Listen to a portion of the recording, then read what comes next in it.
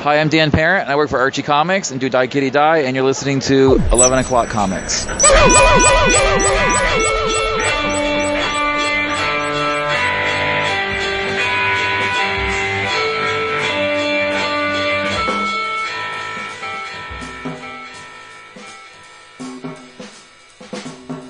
Excellent, my friend. So quick and flawless. I can't believe it. Perfect every time. Amazing. Amazing. We're going up 1,000 of these. I feel like you could just let the guy rest. Just use the same one every week. Unacceptable. Nope. Can't do it. He's getting older. His vocal cords are getting older. My drink roll call is going to be fucking hot tea with chamomile and fucking lemons. It's just bad mojo to drank on the set of Lord of the Rings. It's the whole the fluctuation of the goddamn temperatures. It's fucking 70s 1 second. It's in the fucking 40s the next. It's with the wet and everything over here. It's insane. It just rained out here out of nowhere. Yeah, craziness, and this is all craziness because you got to stop talking. It's 11 O'Clock Comics episode 912, and I'm wondering why I did this, Vince B. Can I talk now? Is it? I guess. Then I guess I'm David A. Price. And if you didn't notice, Jason is still on assignment. Yeah. So we brought in a buddy to help us out with the talk, and you know him, you love him. He took a couple of minutes away from his rigorous grind to spend some time with us, and we love him for that. Everybody, it's Tony Fleecs. Hey gang, happy to be back. Thank you for having me. This is not part of the press junket, by the way. I don't have any final order cutoffs coming up to tell you about. I mean, I do, but you can. But Uncanny Valley comes out next week. That's true. On Wednesday, after you're hearing this, you can go to the store and buy Uncanny Valley from Boom Studios. Yes. Myself and Dave Wachter. And I want to hear about this glow-in-the-dark cover for Carol. Nice. Pretty excited. You'll hear all about that right after we tell you who made this possible. CheapGraphicNovels.com. CheapGraphicNovels.com gets you the stuff you want at the price you want to pay. If you're in the market for omnibus editions, who's not? Trade paperback collections, OGNs, manga, all that stuff, art books, anything with a spine, you can go to cheapgraphicnovels.com, and chances are extremely good you're going to find it for prices that are far lower than everywhere else. And once you find that thing that you've been looking for, it's there. You just got to search for it. You'll find it. Order it, and then you will receive an email confirmation that says, thank you for ordering from cheapgraphicnovels.com. You're our buddy. And you reply to that email confirmation saying 11 O'Clock Comics sent me, my dude, and Max is going to give you free shipping on your next order. And that's when you just back up the U-Haul and order everything that they have because you're getting free shipping. See how it works? CheapGraphicNovels.com. Just go there. You will save a lot of money. I saw Max from CheapGraphicNovels.com just 6 days ago on Friday, the Friday of WonderCon. I went down and signed at their sister store, Pulp Fiction, in Long Beach. And I want everyone to know that's listening that when you spend money at cheapgraphicnovel.com, what Max does is he turns that into Godzilla figures, like the kind of vinyl ones that Vince likes. He likes to get Hedoras. And then he also likes to turn it into original art. Sometimes he's going through a real Godzilla thing right now. So I know. You're so funny. He likes to get the Hedoras. Them Hedoras, them's his favorites.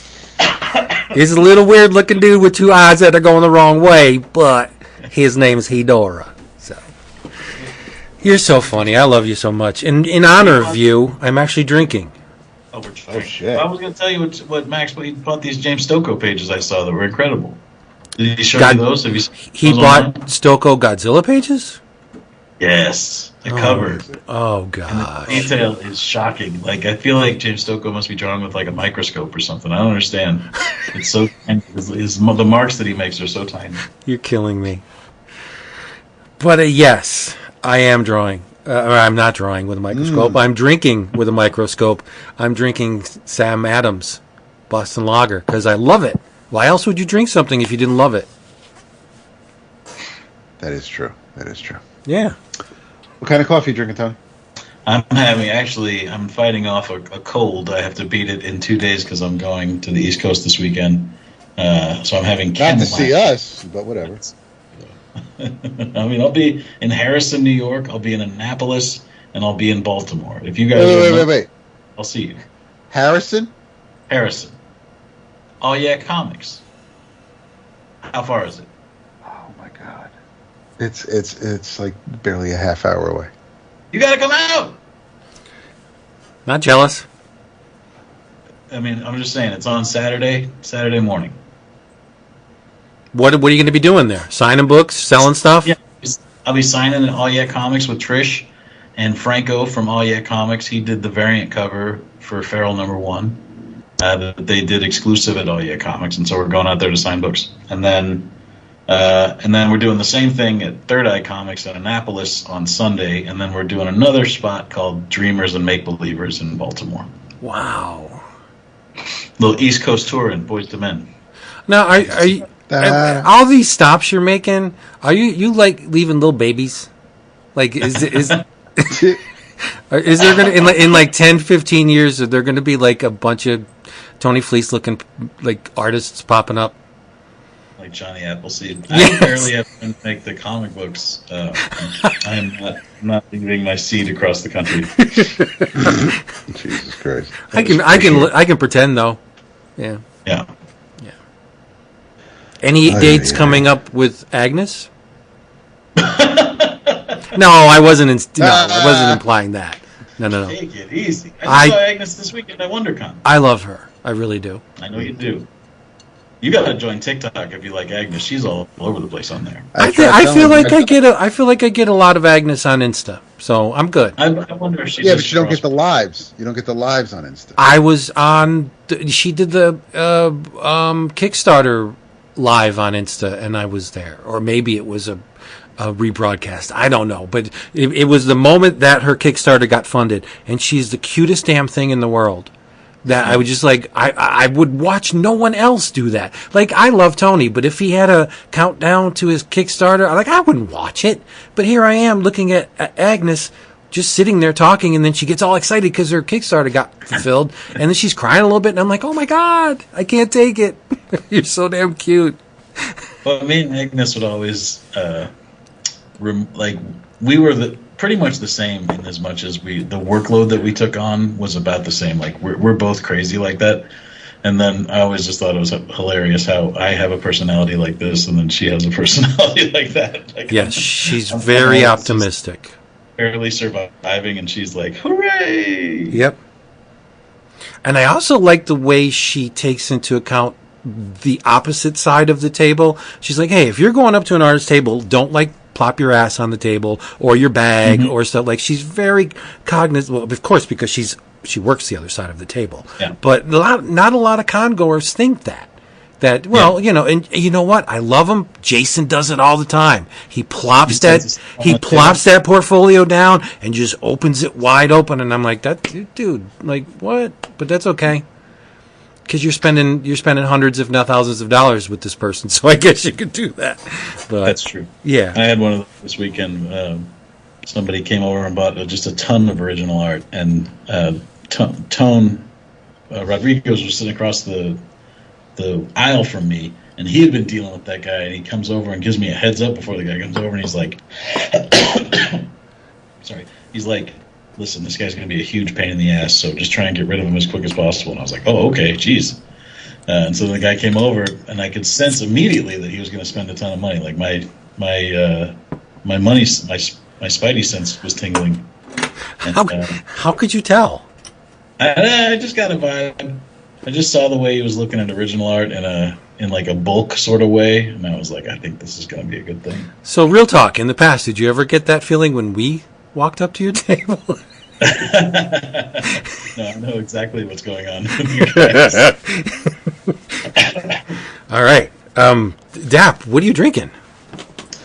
Well, like I said, because it's been chilly and I'm trying to kill whatever might be trying to fight me, and because it's Tony, I am enjoying some Basil Hayden Dark Rye with a splash of seltzer. Smooth. Ding, ding, ding. Yes, There you extremely go. smooth. Nice. Well, before we get into the comic talk, I think there's a base we need to cover. Unfortunate, but I think it needs to be addressed, right? Yes, Yeah, we lost a member of our comics community this past week. A creator, a fan, a historian, just a guy who pretty much had his fingers in all aspects of creating, consuming, and loving the medium of sequential art. And that was Ed Piskor. I don't know how to approach this because it's a weird situation. It's very odd. It's uncharted territory for me, at least, and I'm sure a lot of people are feeling that way. That it's just like, wait a minute, something's not right. It's just it's off, and I'm sure you both do, and I have a boatload of opinions about everything that went down, but I don't think they mean anything in light of the loss of human life, and it's not just loss of a creative individual, because that's important. It is. There's not a whole lot of them out there. I mean, pound for pound in aggregate with the rest of the population, it's the creative people that are the special ones. But not only was he a creative individual, but he was a human being. And I mean, whatever, I don't have a whole lot of words other than to say, yeah, right on, Ed, wherever you are. I mean, I just think, well, first of all, if you or anyone you know is having suicidal ideation, or if you're thinking about taking your own life, or if you're just feeling down, there's places you can call. You can call 988. That's just a hotline. You can just talk to somebody on the phone, right? If that helps. I don't know much more, this is one of those things where you wish Jason was here because he's so eloquent and he usually has a good take on shit like this. But the thing about Ed was that he was just, comic book artists have passed away, but they're not ubiquitous like that. He's on, every time I launch my YouTube, he just pops up, and they just started, Jim just started putting up kayfabe episodes again that they had stacked up. And so it's sort of like a reminder then that he's not around. And it's just bizarre. It's just, it's fucked. The week has been really fucked. And it made me think, as somebody who has really made my whole life these past, several years about just only making comics, made me think, I got to take a look at what I'm fucking doing, I got not at all to make this tragedy about myself, but whenever something like this happens, you do step back and you go Jesus Christ, what's going on? Yeah. It's just my first, maybe not my first, but maybe my third reaction to this was I DM Tom Sholey. Oh God. And I was like, Tom, you okay? And then, he didn't reply immediately, but then I was like, oh shit, what if he thinks that I'm checking in with him in hopes of, pumping him for information, I'm trying to get... Yeah. Because precious little came out. It was just Ed's sister said, yeah, he's dead. And then everybody was like, okay, well, I guess that's official. it's still weird. Like the fact that it happened on April Fool's Day still gnaws at me. I don't know if Ed planned that. I don't know. I don't even know what to say. But what I'm saying is, I reached out to Tom, and then I was like, oh damn, maybe he thinks I'm just using him to get. And then I said, I immediately replied to him. I said, Tom, I just want to know how you are. Don't say anything other than what you like. I paraphrasing my own self, but he was like, no, I understand. He goes, I'm doing okay. I mean, about as okay as I can be. He goes, we're still processing this, and that's it. And then I said, okay, I love you. Say no more. Yeah. If you need anything, I'm here, dude. Like, that's it. I don't want to know anything. Because I wasn't fishing for information. I 100% care how Tom Sholey is doing in this. You know what I mean? Like, Tom's my dude. Jim is Jason's, and you know what I mean? Like, and so we pick favorites, and I just wanted to make sure Tom was okay. That's it. That's all. It's definitely something that's going on, though. I mean, my father lost a friend to this a year or so ago, and I had a couple friends that almost did, you know. And I don't know if it's happening more lately just because of like how dark things have gotten, or if it just, you know, maybe we're getting to the age where it starts to happen. But I don't know. It's very strange. It is. I wish I understood it. I don't. Yeah. Deb, you're quiet. I am. No, you guys said. What needed to be said on that? There isn't anything I can add without it going down some other avenues we don't need to discuss tonight. I feel for his family, and I'll leave it there. But I am raising my glass to another comic professional, who I considered a fantastic artist because of everything that he worked on. I enjoyed, whether it's Green Lantern or Iron Man or specifically Power Man and Iron Fist, or this little Falcon miniseries I never get to talk about. But Mark Bright, Quantum and Woody co-creator, passed away peacefully last week, and he worked long time, Marvel and DC, icon, milestone, of course. I'm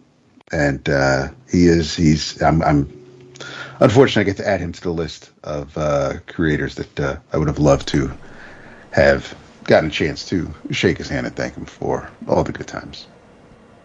Yep. Yeah. Shitty week. Little bit. Yeah. Little bit. It's but I mean, as far as comics go, especially from some good comics, especially from one of the companies that you semi-represent, Tony. I don't know if you had a chance, but did you manage to check out any of the Ghost Machine books that came out? Oh no, I didn't go this week because I was fighting off this illness. Oh, this is true. Okay, all right. Jeff Johnson's also going to be on the East Coast this weekend, and that's my guy. Well, he had not one but 3 new books come out on Wednesday. Yeah. And all under the Ghost Machine banner. And it was very surprising. One of the things I want to say about this, I bought and read all 3, right? And I was amazed, impressed, and made me smile. That's a dapism, but it did. That none of these first issues used any of the pages from Ghost Machine #1. Like, you would think that would be a tryout book where they're like, oh, hey, if you like this, here comes the series proper. And then, we'll just use the first 5 pages. And, okay, right. All of the pages were brand spanking new. And I was like... Well, in some cases, especially in Geiger, they even reference the Ghost Machine special. Yes, so, like, they do. If you didn't pick that up, I'm not saying you're lost, but... It was a great jumping on point to get you ready for the new line. But I have to say, let's be honest, Gary Frank did not put as much effort as the other two artists. Geiger's like 22 pages. Redcoat is 36, I think. And Rook Exodus is like 43. Yeah. Rook is And they're all $3.99, Tony. It's crazy. They're really putting in the work. I guess they're wanting this to hit big, and I think it's gonna, because I was very surprised. I went in thinking a certain book was going to be my favorite, and the one that I thought I wouldn't glom onto was my favorite. Interesting. Yeah, I thought Redcoat #1 was the best of the three. Huh. Yeah. And you know me. I mean, let's be honest. I'm not a giant Hitch fan. I mean, the man has remarkable skill, but he usually draws things that I don't want to read. Right. I won't be specific, but I've said it before. I think there's a sameness to Hitch's approach to whatever property he's working on. Like, if you've seen one really good rendered Hitch book, you pretty much have seen them all. But this is different because it's multi-era. There's a bunch of different locations and settings, and I just thought the character of Simon Pure. Do you know the story, Tony? No. It's kind of cool, and it plays to my sensibilities. This Simon Pure was a Confederate soldier at the end of the War for Independence. And so, persona non grata. So he's hiding, and what he does best is run and shirk responsibility and deflect blame. And so he's running from the Union soldiers, and he stumbles upon a Masonic ritual involving Benjamin Franklin, where they have Franklin on a table, and there's this thing going on with one of the attendees. They're all hooded, by the way, and one of the attendees is called the Grand Architect, so it's super Masonic. It's like every cliche that you've ever read about the Masons, how they're, trying to take over the world. They're called the Founding Fathers, right, in this book. And they're just this nefarious, they're not, but they're a secret society. They are, the Masons are, but they're not nefarious. But if conspiracy theorists would have their way, they would believe, you would be believing that the Masons were trying to take over the world. And in this book, they kind of are. So he kind of stumbles into this ritual and ends up gaining the power that was originally intended for Benjamin Franklin. So this Simon Pure guy is an immortal. He can't die. Well, he can die, and he does die in a multitude of ways, but he keeps coming back to life after a certain period of time. And he claws himself out of the grave, and he continues with his shenanigans and his thievery and his he's not a nice character. Like, he's the what was Ant-Man's name? Dap. The second Ant-Man, the third Ant-Man, the one. Eric O'Grady. Eric O'Grady. He's a bit like Eric O'Grady. Like, he's salacious and flirtatious and steals and plays on people's sympathies and welshes on things owed. Like, he's just not a nice guy. And he ends up becoming immortal. And in this book, why not? He dies, and when he comes back, he crosses paths with a young Albert Einstein, like a kid version of Albert Einstein. It's such a fun book, and I think that took him all of 3 days to learn English. And I think the thing that I like about it the most is the other two were like, oh, it's so dark. And our situation's very dire, and in Geiger, it's like, I'm dying from this radiation. These two control rods are the only thing that are saving me. But wait a minute, someone else had it and they got cured. Like, it's so downbeat. This book wasn't downbeat. Redcoat was fun. It was lively. It was energetic. It was nicely drawn. I just thought it was great. And I'm stunned. I never, ever would have thought that Redcoat would be my favorite of the three. You definitely liked it more than I did. I didn't dislike it by any means. The art, it wasn't, obviously it's not it's let me get to the credits. It's Hitch and Andrew Curry on ink, so it's not Paul Neary. The art reminded me of the last time I really enjoyed Hitch's work, which was with the Ultimates. Everything since the Ultimates, whether it was Age of Ultron or whatever he was doing with Ellis on the Batman stuff, I haven't been, or his Hawkman. I haven't been a fan of Hitch. I haven't been a fan of the current look of Hitch. I think he does, layouts, and I like his storytelling, but his line work I wasn't really digging these past few years. I like the look of Redcoat more so than I have of anything in recent memory by him. It is, of the three that came out this week from Ghost Machine, yes, it is the most fun and lighthearted. I can appreciate the opportunities of where we can go with this. I think Immortals are, it's a cool idea. I dig it. Seeing history through the lens of someone like Simon Pure, who isn't, he's everything Vince already said, and he may have good intentions. He tells Betsy, Doubt it. I was going to make good, but you just gotta give me time. But it's just so I don't know if I'm going to stick with him based on the type of character he may turn out to be, but based on the snippet we got in the Ghost Machine special, I, like Vince, was not expecting. I wasn't really sure if I was even going to try the first issue based on those few pages, but I am glad I did.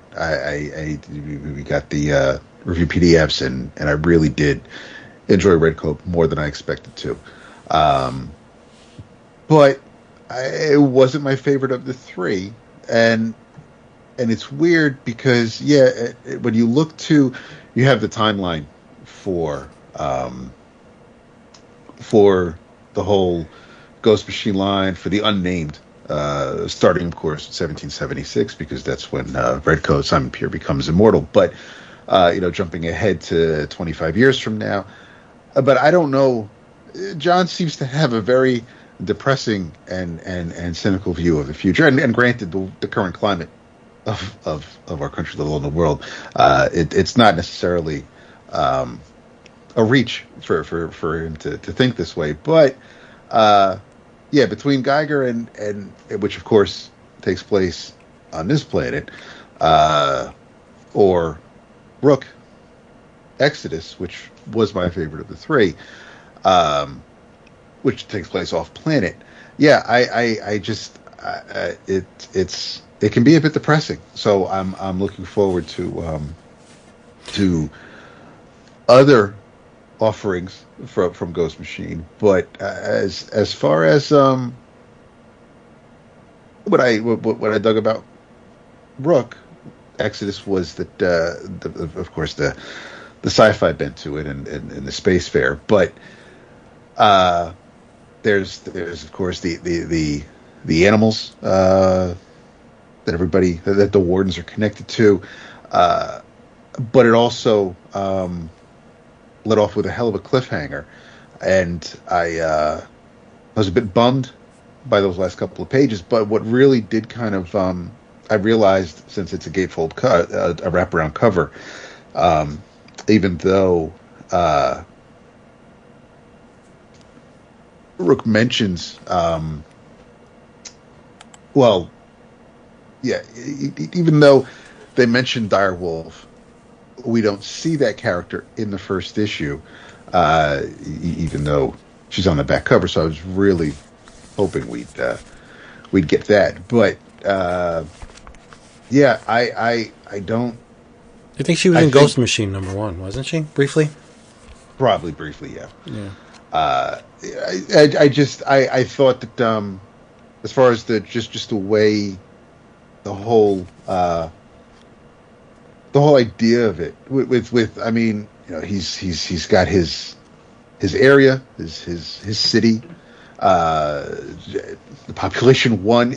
It's a bit, it's lonely, and if I probably dwell on it too long, I'll end up in a dark place myself. So I kind of don't want to live in this book. But visually, Jason Fox's art, of course, that's the key. I think that's the key, right? Yeah. Johns is really smart, and he knows good collaborators when he sees them. And by good collaborators, I mean people that will do justice to his stories. And I think in Rook, I think the story's average. It's a, oh no, we got to get off this planet story. Like, sure, yeah, we've seen that a million times. And men and women controlling animals, like not a rare trope, but the fact that Fabak and Anderson rendered it like this, like that's the chef's kiss. I don't think if the book did not look this good, I would probably be out, only because we've seen it before. Sure, and you know? And I absolutely get that, and while the story is not necessarily, I mean, you could have put. It doesn't have to be off planet. It could have been any time in history of these characters of these wardens and their friendships that they may form and what they're trying to do. But it's, for me with this issue, or at least so far, it's the execution. It's very easy to peel it back and just kind of boil it down to what it is and just shrug it off or condemn it for just being that, but I'm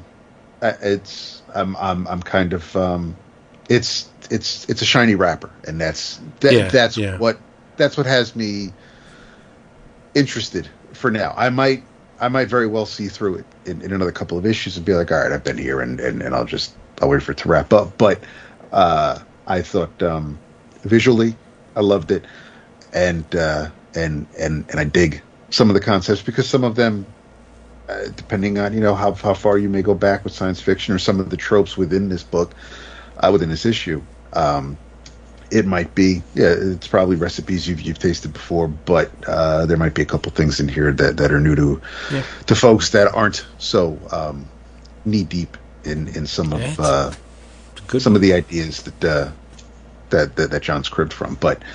I really enjoyed it, and Geiger, of course. I mean, Geiger's also not new, because it was the first book that John's brought to Image, I think. So, or at least starting this whole line.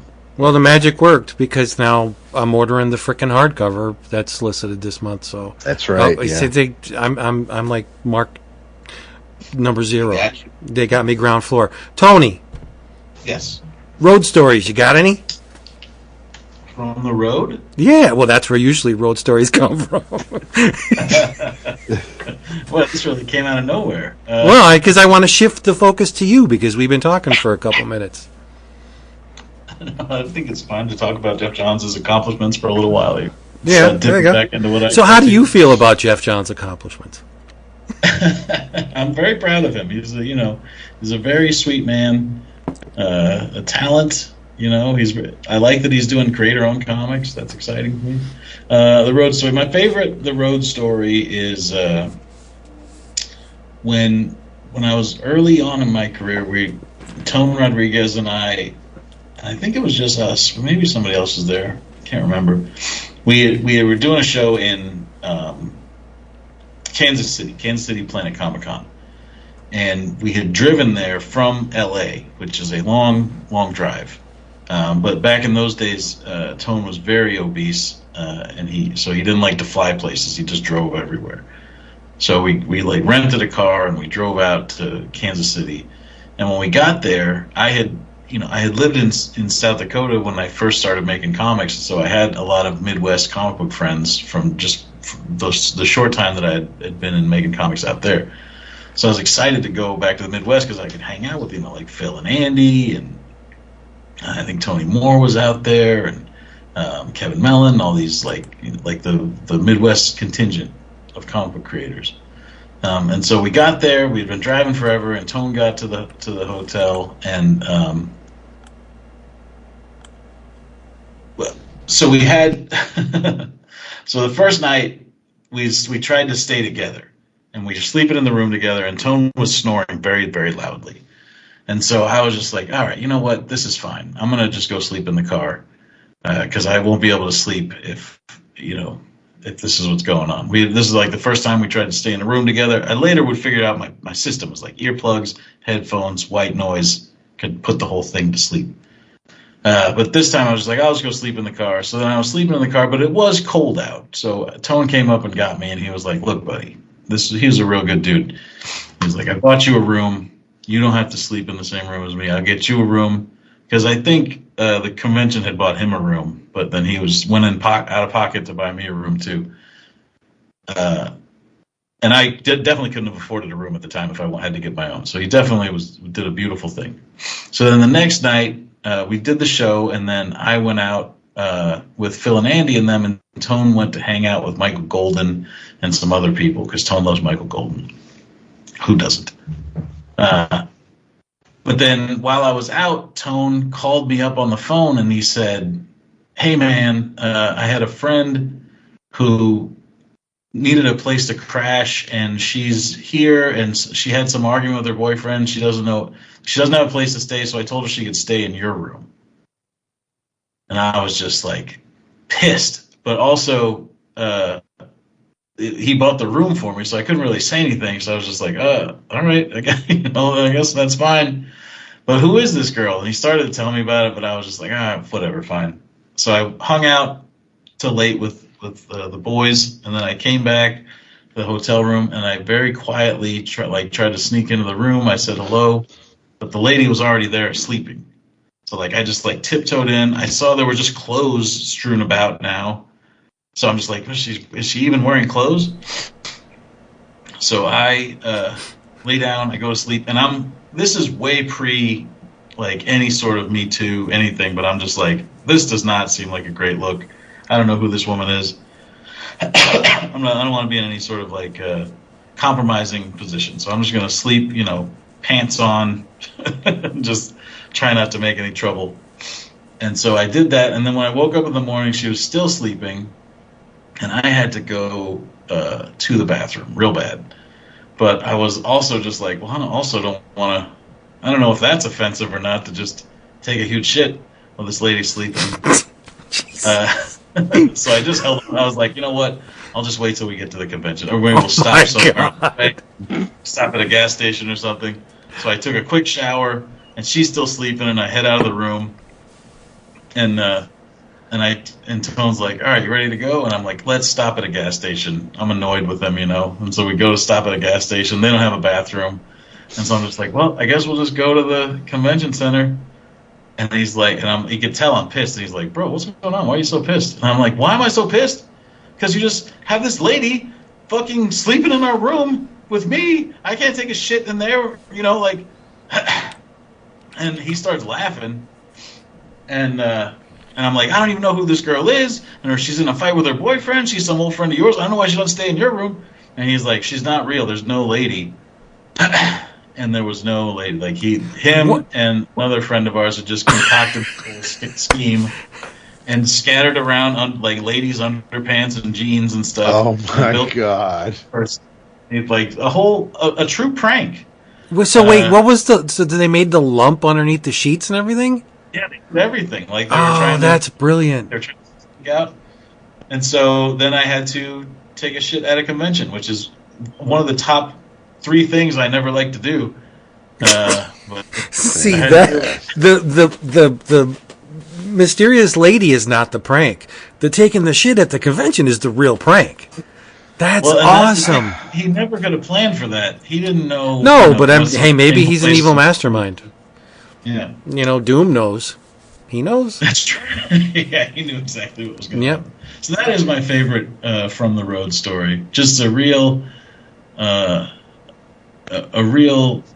hilarious prank gone wrong, I must say. That is hilarious. Yeah. Fantastic. A lot of trouble on the road in the early days. Now, I pretty much just go to a place and I do my thing and I leave. There's very little shenanigans. Yeah. So, real talk. Yes. When does the social media blitzkrieg start winding down? Like maybe Feral issue 4? Like when do you feel it's safe to be just like not omnipresent? Because you are everywhere. I am omnipresent. Well, I think the conventional wisdom is that like at issue 3, that's when it'll usually settle into what the numbers are going to be, you know? And so we're just trying to keep the numbers on that thing high enough up until we got numbers for issue 2, and it did well, and in the second printing sold well, and so it's like everything's going well, but it's just sort of like I don't want to have done all this work and then take my foot off of the gas right at the finish line. Right. So around issue 3, I think I will stop having to go as hard, hopefully, and the hope there will be that the fans will then sort of pick up the baton and run with it from there. You know, like I don't have to make as much noise because hopefully other people will be making noise with it. Right. Well, Becky from Comics on the Green. Yes. You do know her, correct? I don't know if I'm sure I do. You probably talked to her, but yes. She did a couple of images based on classic horror covers. Like, you know, the Bob Powell with the glass looking through the wine and the woman's face turns into a... She did that for Feral. It's a cat. Oh, nice. Yeah, and I said, send them to Tony. He would be over the moon. And you know, she's British. I don't know why that matters, but I said Tony's a great guy. Just send him to him. Oh, I'm so nervous. I'm like, oh, just do it. Just do it. So was she posted online anywhere? I told her to send them directly to you. So she definitely follows you. Maybe you don't follow back, so she can't do the social media stuff. But I will see her again, and I'll tell her, like, get on that, because now he's expecting them. Oh, I am expecting it. Yeah. Yeah, there have been some... The fans have already started to bubble up a little bit, and that's cool already. Like, we've been making this book Feral for so long that we didn't anticipate that people would become attached to the characters right away. You know, like... We put the book out, and I went to WonderCon this weekend, and already people were coming up and just going, like, telling me which one they'll be the most mad if I kill them. Nice. So that's a good feeling. Also, I don't plan on really killing any of them, you know, at the jump. So that's I'm excited to see what all these people think of this book, because I think they just expect from Stray Dogs that I'm just going to murder these cats. That's kind of what Becky said. Yes. Yeah. She said, I'm not getting attached to anyone because I know he will break my heart by the end of the book. And it's like, okay. I'm going to try and do that without killing them. That's my job on this program. Oh, nice. Insidious. It's great. See how we do. But audience engagement's a wonderful thing. If you have, from the first issue, if you have people coming up to you saying, you kill this one and you're done, like, that's actually a compliment.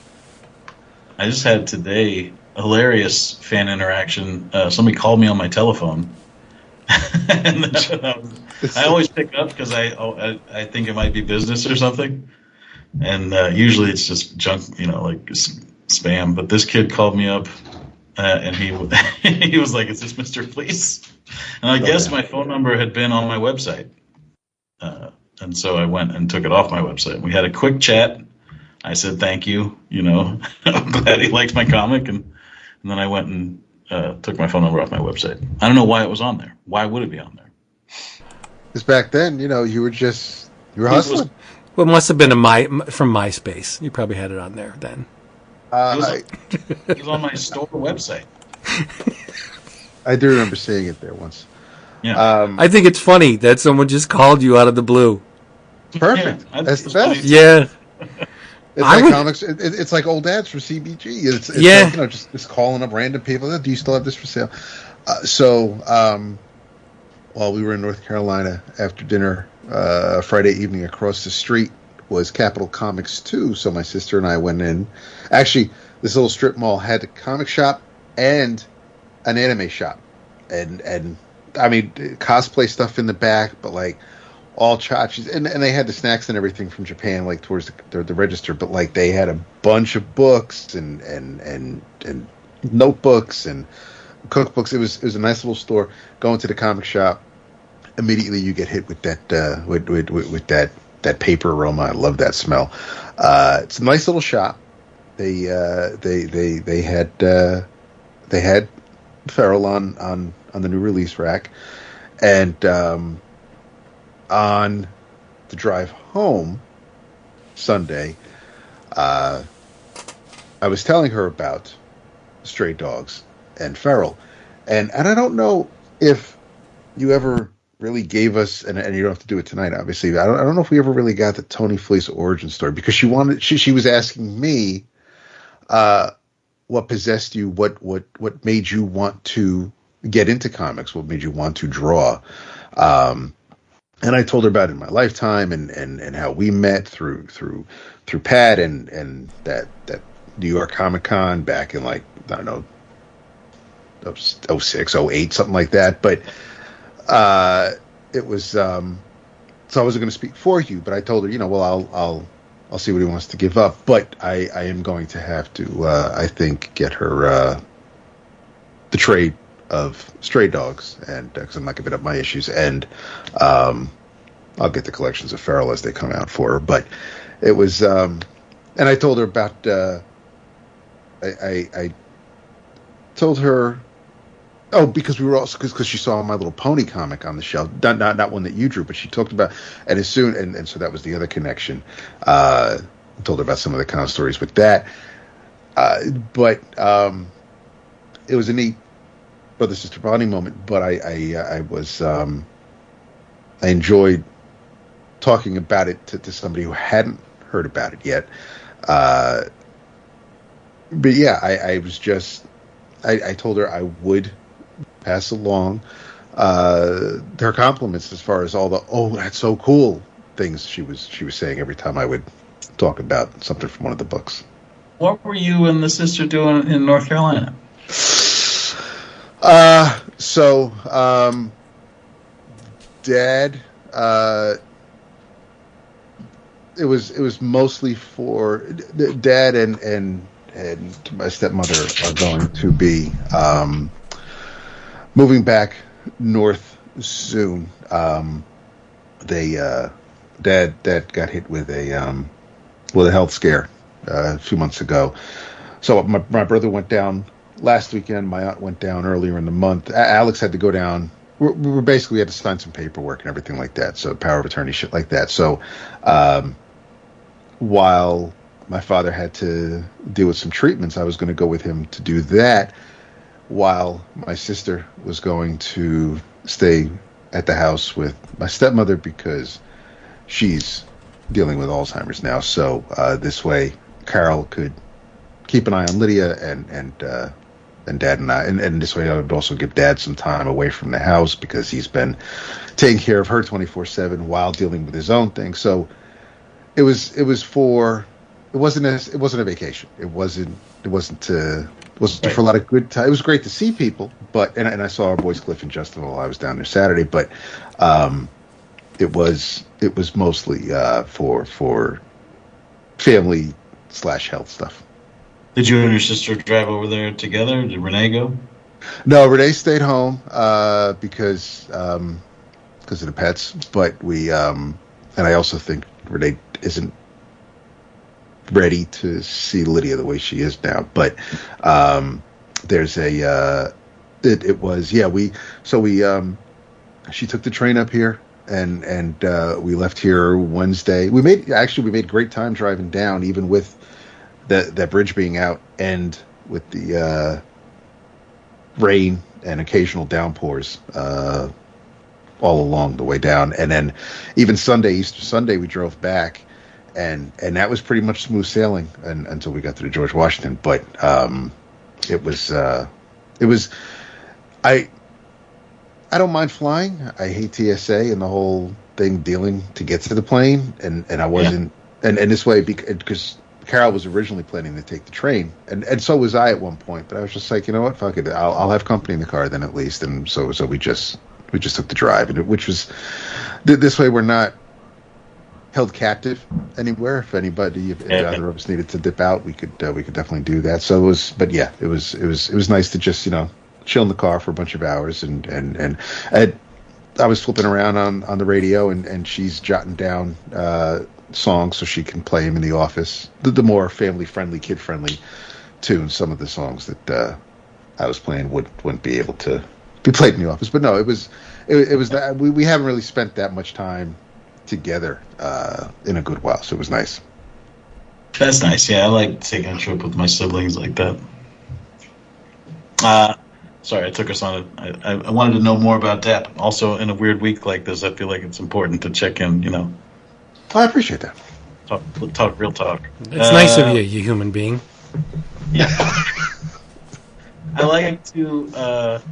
like when people hear about Stray Dogs or Feral and they're not necessarily comic book people and it gets them excited. I think that those books are gateway comics, and I like making those because that sort of hopefully opens up, who you can sell them to and who might buy them. I don't think there's a magic recipe. I think they're just very, very good ideas. Like the concepts are just very, very good concepts. Yeah, but they also don't have anything. They're not. I mean, they're genre. They're horror. Sure. And they're sort of genre in that they're sort of like 90s animated style, but neither of those things are specific to comics necessarily where it seems like there's any sort of barrier to get into it. Where it's like if it's a superhero thing, I feel like people think that they have to know a lot more about the world that they're dipping into. I think these days we tend to overanalyze stuff. Like I'm getting to the point where even the most articulate commentary on art kind of turns me away because it's like I just there's a part of me that just says shut the fuck up and enjoy it. Like is it good? Is it fun? Does it make you happy? Right? Not is it a bridge between the neoclassicists and the post. Like stop! I don't want to know that. Love it for what it is, and I see it happen. The older I get, the less tolerance I have for these witticisms that people are trying to write the pull quote. Right? That shit just turns me right off. And it's not just comics. I listen to a lot. I mean, you know the podcasts I listen to, like the Severin podcast, or I listen to a lot of genre film podcasts, and they do the same thing. Like they're trying to find deep sociological related information in the Warriors. Okay, it's maybe there, but it's just a fucking great movie. Like that's all you need to say. I like it when somebody goes deep on something that I've made, because then I'll just get to go like, I guess we did do that, like. So now you're doing anything wrong. I'm always just like, oh, you're right. Thank you for writing my language for me. All right, everybody. Hey, thank you for being here with us one more time around. Remember, if you want to get your books and get them cheap, not only books, well, a whole bunch of books, OGNs, manga, omnibus editions. What did I leave out? Trade paperback collections. Just go to cheapgraphicnovels.com because they have all that cheaply. And take a look at our Patreon page. Patreon.com/11 o'clock comics. We have recently retooled it. You have two options. It's like a black and white cookie. You can either buy half of the cookie or the whole cookie. It's very simple. You get downloads of vintage fanzines. You get original pages. You get cover images. What else do we have? We have a focus on a singular artist every month. It's called EOC Loves, ellipsis. This month, it's P. Craig Russell. So every day for this month, you get a cover or interior page that P. Craig Russell touched. It's just joy. And Jason's there too, if that's your thing. So, patreon.com/11 o'clock comics. In your travels, I don't know if you're reading this book, but it's a great title, but it waxes and wanes. It's great, and then it's really good. And the last arc was really good because Doug Braithwaite was on it, but this arc is great because who came back to Conan but Roberto de la Torre. Yay! Yeah, I don't want to cast shade on Doug Braithwaite because I like Doug's work a lot, but I think Roberto was born to draw Conan because he's walking in the footsteps of Big John Buscema. And it looks pretty effortless to me. If you said that this was found in a flat file somewhere in the Buscema basement, I'd be like, I believe you, because it looks a lot like Big John. But the book is great. It's from Titan. It's $3.99. Conan the Barbarian. It's on issue number 9. That's the one where Roberto de la Torre comes back, and it's like a Marvel Conan, but with the occasional breast. Like it's not super explicit. When Titan acquired the rights to Conan, they were kind of pumping it like Conan uncensored, but it's really not that explicit. It's a little bit of female anatomy now and then. And this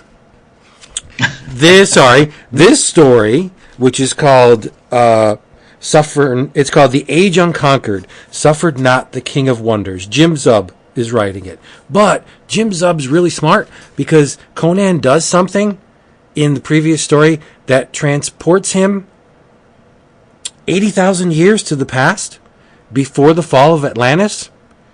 And this story has ties to Robert E. Howard's Tower of the Elephant. And when you say Atlantis, who do you think of from Robert E. Howard? There should only be... Is it Kull? Yes, King Kull. Okay. He is from the time of Atlantis. That's right. And I'm not going to say any more. So you should read this because it's like chocolate, peanut butter, yummy.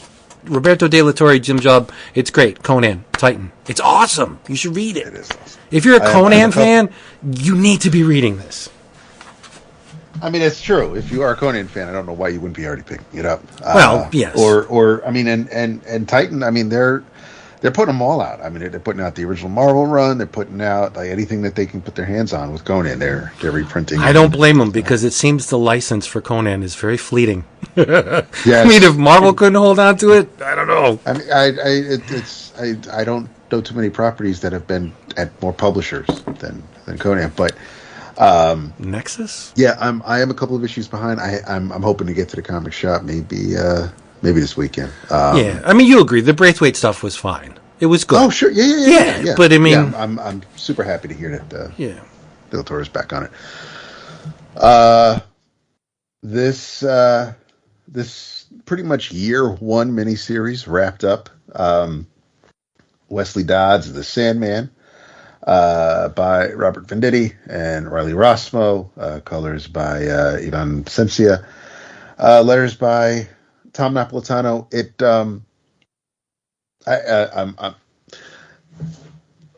It wasn't really until this issue that this really kind of hammered home the year one attitude, because there are moments during the big reveal when Wesley is face to face as Sandman, face to face with the mastermind behind it, and he's just I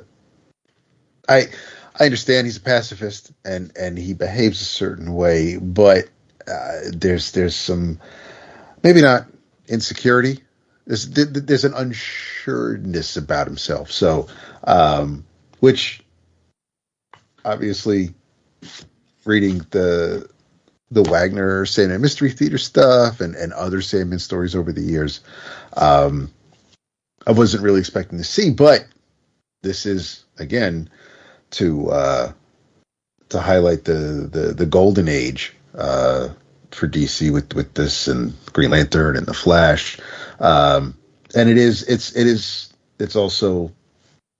They're not subtle about it being a beginning because the last page teases you for what is to come, because there's a knock on Wesley's back door with a bunch of other characters that he will know very well as the years pass. But it was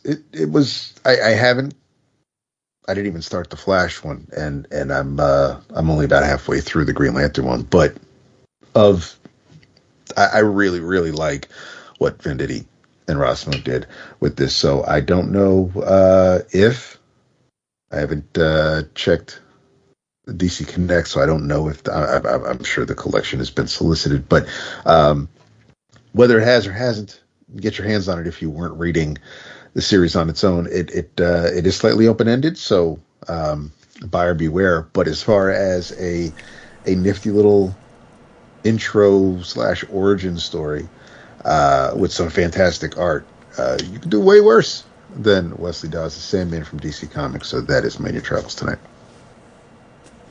All right, in your travels, I don't even know if you can get this thing, but I was at WonderCon this weekend. My buddy Ben, who works for Bad Idea, gave me a copy of the Hero Trade 4th Anniversary Special. It just represents the first 2 Hero Trade stories, which I assume are available in other Bad Idea comics, or the first one was like that ash can that they sent out that sort of kicked off the Bad Idea comics, the whole deal. But it's David Lapham and it's Matt Kint. I'm sure you guys have all talked about it on here before. Have you talked about this already? Edition that you have? No. Yeah. All right. Well, the edition doesn't really make too much of a difference, although I think it's in color and the original was in black and white. Colors by Bill Crabtree. But yeah, it's just a kick-ass, superhero crime story by David Lapham, Matt Kint. A guy gets his hands on the body of a superhero and he starts, parceling off pieces of it to sell to the highest bidder. And it's fun. It's the kind of grimy superhero stuff that I dig. And I had no idea that's what this was about. I didn't know that's what the Hero Trade meant. This is the 4th Anniversary Special, so finally, 4 years later, I understand what the title of this book means. This guy's selling off parts of a superhero. And I guess, looking at the back of it, there's going to be like a collection at some point, because there's 200 pages of this Hero Trade that they've just been putting together. I don't understand how they are... nobody understands the Bad Idea business model. No. Business in air quotes, but yeah. But at some point there will be a collection of this, and I will read it because I love David Lapham, and I dig Matt Kint, and I would like to read more of this. Their saving grace is that their comics are so good.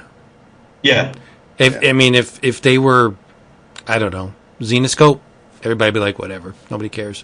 Do your little antics in the corner.